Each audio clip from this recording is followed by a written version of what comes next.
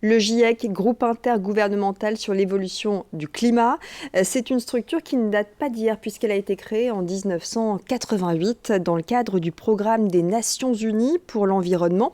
À l'époque, le changement climatique fait déjà partie des préoccupations environnementales et le but du GIEC, c'est donc d'apporter aux responsables politiques ces évaluations sur le changement climatique et des solutions d'adaptation.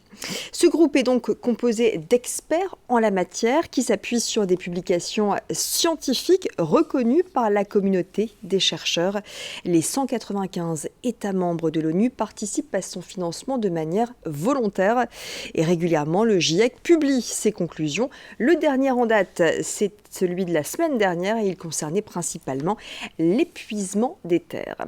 Alors que recommande ce dernier rapport ? Eh bien tout simplement, il conseille de revoir ses habitudes alimentaires en consommant moins de viande et plus d'aliments à base de plantes, de céréales, de légumineuses, de fruits, de légumes ou encore de graines.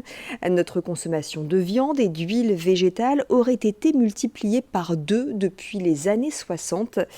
L'élevage intensif augmenterait les émissions de gaz à effet de serre et la déforestation.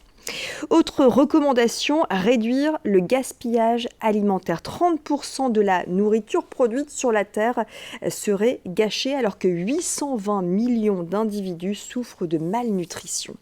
Enfin, le GIEC annonce la solution des bioénergies pour retrouver des sols durables. Les bioénergies sont produites à partir de bois, de produits agricoles ou encore de déchets organiques.